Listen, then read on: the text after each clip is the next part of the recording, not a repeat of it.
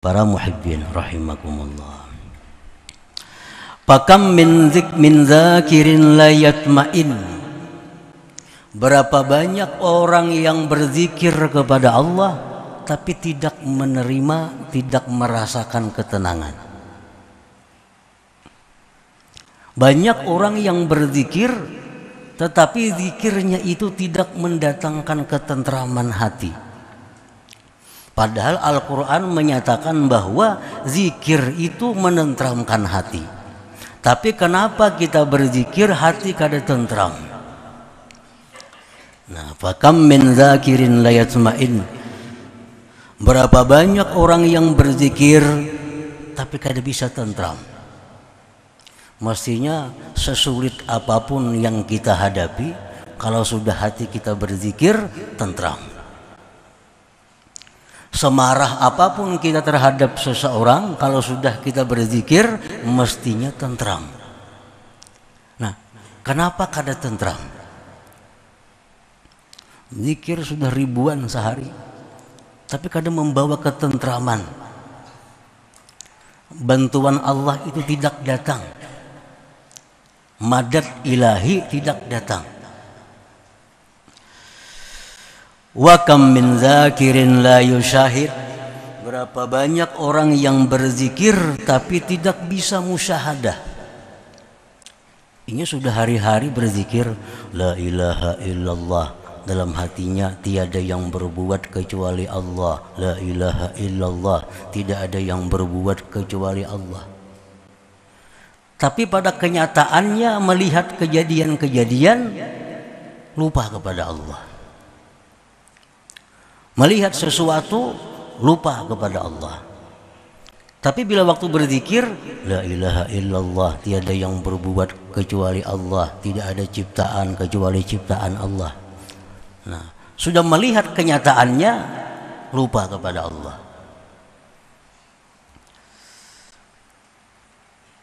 Fala illata lidzalik, maka tidak ada sebab yang demikian illa li'adami safai qalbi, karena tiada bersihnya hati minal awsafiz zamimah, daripada sifat yang tercela, wa adam ittisafi qalbihi, dan karena tiada bersifat hatinya bisifatil hamidah, dengan sifat-sifat yang terpuji. Itu sebabnya. Sekalinya itu sebabnya kenapa zikir itu kadang membawa ketentraman. Ternyata hati orang yang berzikir itu masih dipenuhi dengan sifat yang tercela. Nah, kenapa zikir yang dibaca sehari ribuan kali, tapi begitu keluar rumah sudah lupa kepada Allah? Ternyata hati orang berzikir itu masih dipenuhi dengan sifat-sifat yang tercela. Nah, sebagaimana halnya ketentraman waktu berzikir, bisa musyahadah waktu melihat sesuatu, khusyuk dalam salat itu termasuk madad ilahi. Khusyuk dalam sembahyang. Sembahyang bisa khusyuk. Nah, itu madad ilahi. Bagaimanapun kita belajar tentang pelajaran khusyuk dalam sembahyang, pelajari cara-cara khusyuk dalam sembahyang, tapi sembahyang enggak kada khusyuk. Padahal kalau memandirnya sudah ahli benar tuh. Memandirnya sudah ahli luar biasa. Cara khusyuk sembahyang ke ini, ke itu. Sembahyang enggak kada khusyuk. Karena khusyuk ini adalah madadun ilahi, ini pemberian Allah yang Allah berikan kepada orang yang siap untuk itu, yaitu orang yang hatinya bersih dari sifat yang tercela. Nah, para muhibbin rahimakumullah, seapa kita dapat khusyuk dalam sembahyang, nah seitulah kemampuan hati kita untuk menerima pemberian Allah itu. Masing-masing orang ini kada sama khusyuknya. Ada yang khusyuk sembahyang itu mungkin 1/10 dari 4 rakaat. Ada yang khusyuknya cuma sekian persen. Ada yang khusyuknya cuma 1%. Nah, ini khusyuk ini pemberian Allah. Allah berikan kepada orang yang siap menerimanya itu.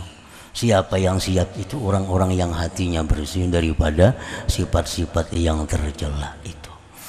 Nah, para muhibbin rahimakumullah. Wasifatul mazmumah al-mani'atu liwurudil amdad, bermula sifat-sifat yang tercela yang mencegah datangnya bantuan Allah tadi. Kal kibri, seperti sifat sombong. Nah, sifat sombong. Bagaimana sombong itu? Seperti merasa bahwa dirinya itu lebih takwa dari orang lain. Dirinya itu lebih mulia dari orang lain. Dirinya itu lebih bersih dari orang lain. Nah, bila ada hati kita perasaan seperti itu, maka itu namanya kibir. Dan ini mencegah datangnya bantuan Allah tadi kepada hati kita. Jadi jangan sekali-kali kita merasa bahwa diri kita ini lebih baik, lebih mulia dari siapapun, walaupun dari orang kafir.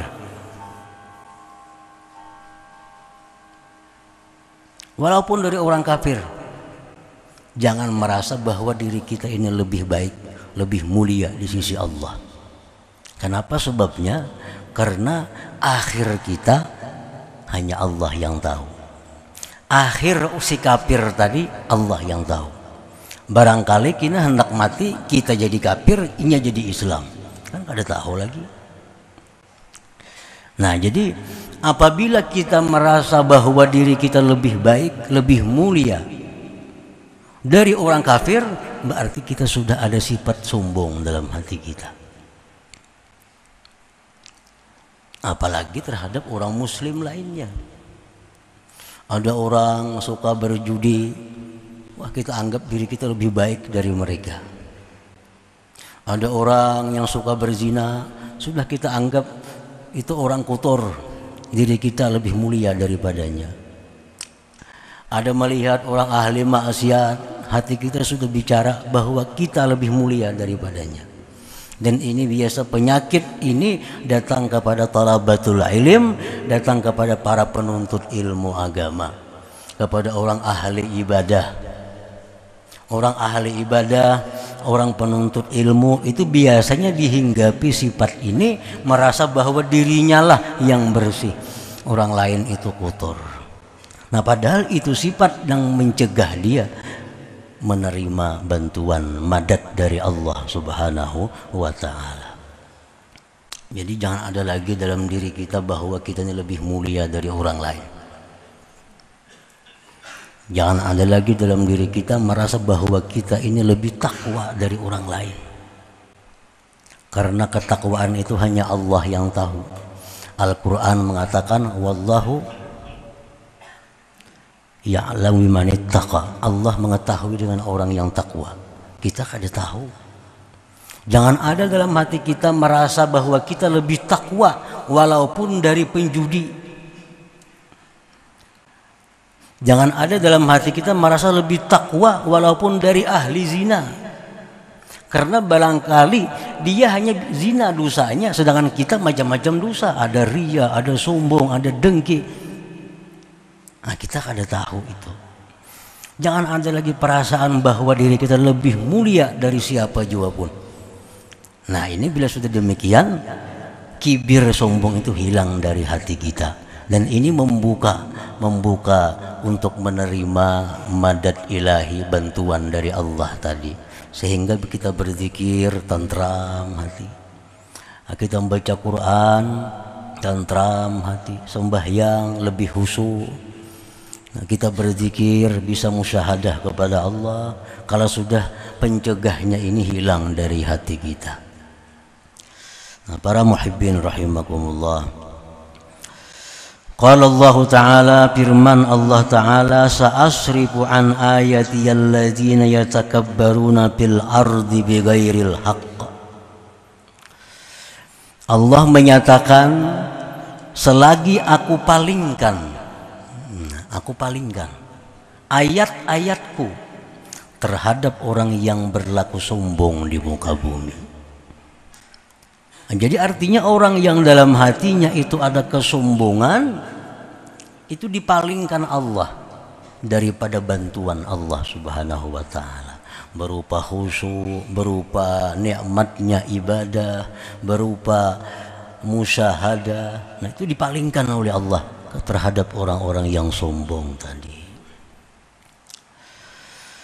Wa qala ta'ala, firman Allah ta'ala, kadzalika yatba'ullah ala kulli qalbi mutakabbirin jabbar. Seperti demikianlah Allah mengunci. Allah mengunci, mematri atas hati, atas tiap-tiap hati orang yang sombong. Orang yang sombong itu dikunci Allah hatinya, sehingga kada akan bisa menerima bantuan. Ilmu bertambah, manfaatnya tetap kada dapat. Orang yang sombong, rajin nuntut ilmu, wawasan ilmunya bertambah. Dulunya kada tahu ini haram, tahu sekarang haram. Ini boleh, boleh. Ilmunya bertambah, tapi manfaat ilmu kada didapatnya, karena hatinya dikunci oleh Allah Subhanahu wa taala. Nah, tadi kadzalika yatba'ullah ala kulli qalbi mutakabbirin jabbar. Wa qala ta'ala, dan firman Allah, innahu la yuhibbul mustakbirin. Allah tidak cinta kepada orang yang sombong itu. Kalau Tuhan kada cinta, jelas Tuhan kada akan memberi bantuan-bantuan, anugerah-anugerah tadi. Nah, para muhibbin rahimakumullah, jadi satu contoh sifat yang tercela yang mencegah datangnya bantuan Allah kepada kita adalah kesombongan. Nah, jadi kenapa kita berzikir kada tentram, kenapa kita sembahyang kada bisa khusyuk, padahal berapa kali sudah ikut pelatihan salat khusyuk, kada mau khusyuk, bertambah kada khusyuk. Berapa banyak punya buku-buku tentang salat khusyuk, kada mau khusyuk. Karena khusyuk ini bukan perkara ilmu, khusyuk ini perkara madadun ilahi. Ini bantuan Allah kepada hamba, tergantung kesiapan kita menerima itu. Nah, jadi pertama kesombongan itu. Yang paling ringkas mengartikan kesombongan itu bahwa merasa dirinya lebih daripada orang lain. Bukan lebih kaya. Kalau memang sugih, merasa lebih sugih daripada si miskin, kada jadi soal. Ini merasa lebih mulia. Nah, merasa lebih takwa, merasa lebih bersih. Nah, ini yang dimaksud dengan kesombongan itu. Kalau orang merasa dirinya bungas pada orang lain, kalau bujur-bujur bungas ya kada jadi masalah. Itu lain sombong artinya. Bungas orangnya, dalam hatinya bungas kepada itu, nah kada jadi soal, memangnya bungas. Ini perkara zahir. Nya bisa duit 1 triliun. Nang saya kongone 1 miliar. Akhirnya sugih aku pada itu. Kada jadi soal, tuh bujur aja itu. Yang dimaksud sombong ini adalah urusan yang dia tidak tahu, seperti merasa lebih takwa, merasa lebih diperhatikan Allah, merasa dirinya suci. Nah, ini kesombongan itu. Nah, para muhibbin rahimakumullah, yang kedua yang mencegah datangnya madad ilahi tadi adalah wahubbud dunia, mencintai dunia. Mencintai dunia. Apa itu dunia? Yang bila kita cinta kepadanya menutup bantuan Allah. Nah, dunia itu artinya adalah sesuatu yang membuat kita sengsara di akhirat. Itu dunia. Nah, sesuatu yang membuat kita sengsara di akhirat, itulah dunia. Apabila kita mencintai sesuatu yang membuat kita sengsara di akhirat, apapun sesuatu itu, nah maka itu mencegah datangnya madad ilahi tadi. Seperti mencintai kemaksiatan, mencintai kemaksiatan. mencintai barang-barang yang membawa kepada kemaksiatan. Nah, ini dunia. Kalau mencintai sesuatu yang mendatangkan kebahagiaan di akhirat, itu bukan dunia. Bukan dunia. Aku cinta dengan duit. Kenapa cinta duit? Karena duit ini aku bisa bersedekah. Duit ini aku bisa berwakaf.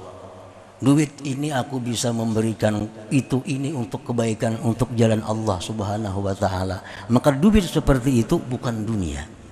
Bukan dunia. Karena membawa kebahagiaan di akhirat.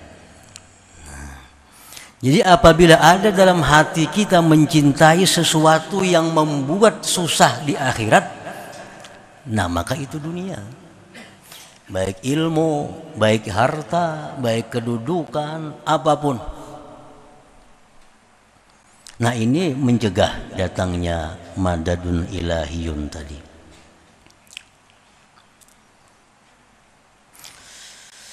Rasulullah sallallahu alaihi wasallam bersabda, ad-dunya mal'unah. Ujar Nabi, dunia itu dilaknat. Dunia itu dilaknat. Artinya sesuatu yang membawa kesengsaraan di akhirat itu dilaknat Allah. Sesuatu yang membawa kepada kesusahan di akhirat itu dilaknat Allah. Bila kita mencintai sesuatu yang dilaknat oleh Allah, nah logikanya kan jelas. Kita mencintai sesuatu yang dilaknat oleh Allah, jelas Allah akan marah kepada kita. Kalau Allah marah, tentu bantuan akan berhenti. Yang dulunya khusyuk bisa hilang khusyuknya. Yang dulu ada kenikmatan dalam baca Quran bisa hilang kenikmatannya. Yang dulunya senang, lezat waktu sujud, sekarang bisa hilang lezatnya. Karena kita mencintai sesuatu yang dilaknat oleh Allah Subhanahu wa taala. Nah, para muhibbin rahimakumullah. Di antaranya lagi sifat-sifat yang mencegah datangnya bantuan itu adalah al-hikdu. Dendam. Nah, menyimpan kemarahan kepada seseorang. Ini lawannya maaf. Lawannya maaf. Nah, menyimpan kemarahan kepada seseorang. Dendam. Kenapa sifat dendam ini mencegah datangnya bantuan Allah tadi? Rasulullah menyatakan al-mu'min laisa bihaqud. Ujar Nabi, orang beriman itu kada mau dendam. Orang beriman itu kada pendendam. Nah kalau inya dendam berarti kada beriman. Orang kada beriman maulah dapat khusyuk sembahyang, maulah dapat lezat ibadah, maulah dapat musyahadah menyaksikan Allah, kada akan bisa.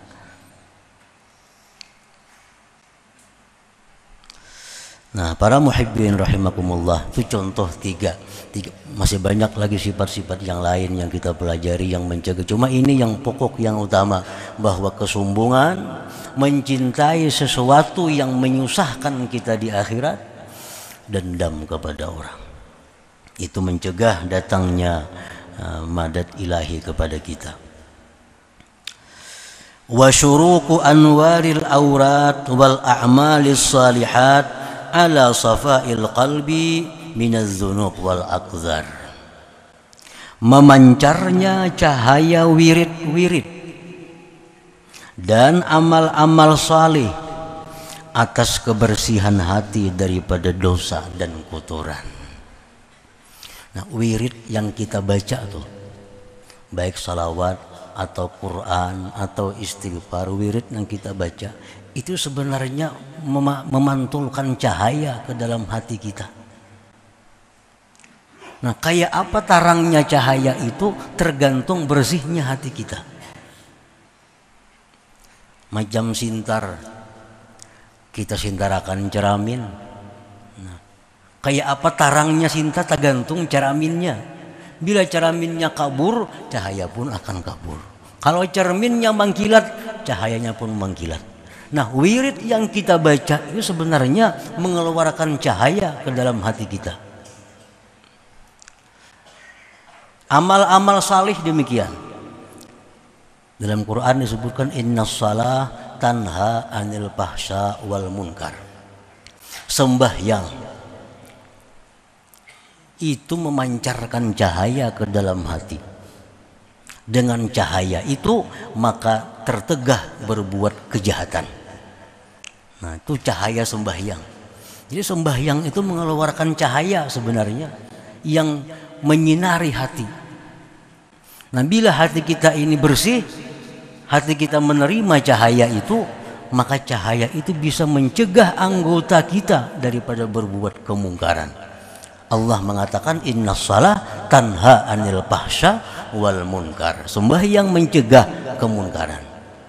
Nah, kalau orang sembahyangnya rajin, maksiatnya rajin, berarti cahaya sembahyang ini kada tembus ke dalam hatinya. Kada tembus. Andai kata cahaya itu bersinar ke dalam hati, maka pasti orang ini akan jauh dari kemunkaran.